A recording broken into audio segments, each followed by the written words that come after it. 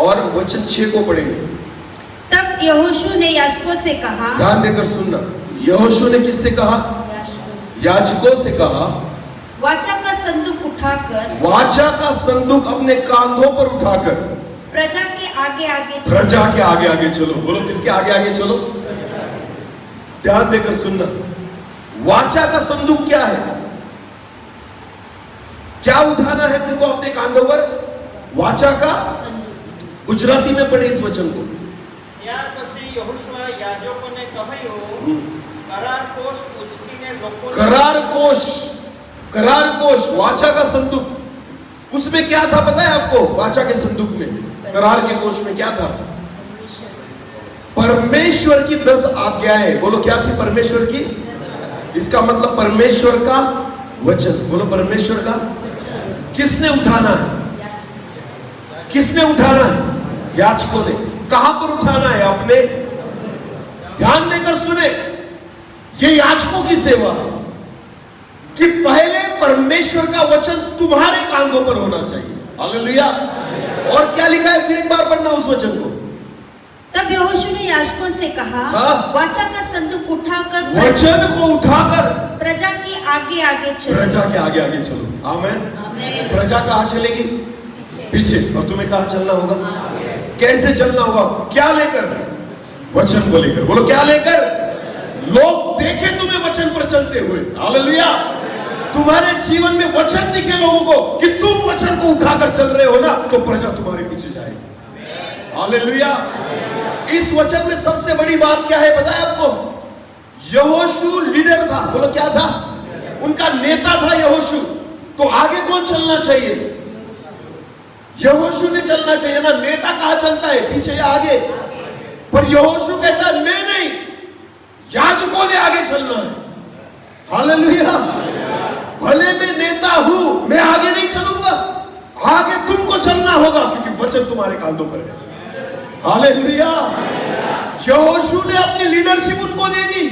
यहोशू ने अपना स्थान उनको दे दिया, क्योंकि उसको पता था आप याजक हो, आपको एक बड़ी सेवा मिली है। आमीन। तो आगे मैं नहीं चलूंगा, मैं भी आपके पीछे चलूंगा, पर आपके कांधों पर क्या होना चाहिए?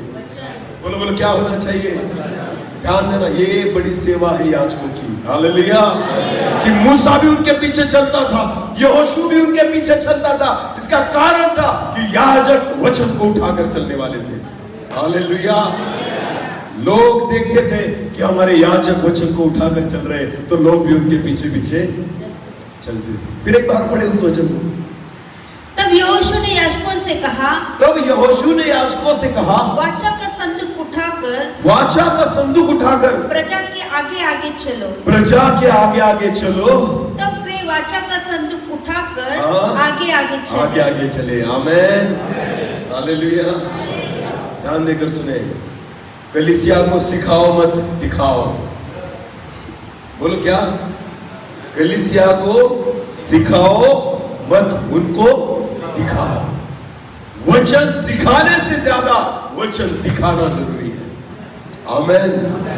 कलीसिया को मैं कहता हूं प्रार्थना करो, नहीं, पहले तुम प्रार्थना करो। अगर मैं प्रभु का दास हूं ना, तो मैं घुटनों पर कलीसिया के लिए दिखना जरूरी है। जब एक दास को घुटनों पर देखेंगे ना, कलीसिया किस पर आएगी? घुटनों पर। बोलो, कलीसिया किस पर आएगी? वचन सिखाना जरूरी नहीं है, वचन को दिखाना जरूरी है। हालेलुया। इन दिनों में परमेश्वर के सेवक, परमेश्वर के जन, परमेश्वर के दास, आपको बताए, पौलुस ने तीमुथियुस को केवल अपने वचनों से नहीं सिखाया, अपने जीवन से सिखाया। हालेलुया। जब मैं तुम्हारे साथ होता हूं, मैं कैसा होता हूं, उसको पता था कि मैं प्रार्थना करने वाला हूं, मैं वचन में रहने वाला हूं, मैं परमेश्वर की आत्मा से चलने वाला हूं। इसलिए तीमुथियुस को पौलुस वही सिखाता है जो उसने खुद किया। आमीन। समझ में आ रहा है कुछ? जितने प्रभु के दास यहां पर बैठे हैं, ध्यान देना, आप प्रभु के सेवक हैं, पर हमारा जो गुरु है यीशु। बोलो, कौन? यीशु। उसने क्या किया था बताया आपको? चेलों को सिखाने के लिए। जब चेले खाना खा रहे थे ना, यीशु मसीह ने अपने कपड़े उतारे और एक तौलिया लिया और आया, और फिर अपने चेलों के पैरों के पास आया और पैरों को पानी से क्या करने लगा? बोलो, क्या करने लगा? उसने चेलों को यह नहीं सिखाया कि एक दूसरे के पैर धो, नहीं, उसने करके दिखाया, अपने जीवन में से करके दिखाया। और फिर सब होने के बाद चेलों से कहा, जो तुमने देखा है ना, तुम भी किया करो। हालेलुया। जो मुझे करते हुए तुमने देखा है ना, बस तुम वही किया करो। अगर गुरु ये करता है ना, तो हम उसके चेले हमें करना होगा। आमीन। वचन सिखाने से फायदा नहीं होता, वचन को दिखाने से फायदा होता है। समझ में आ रहा है कुछ?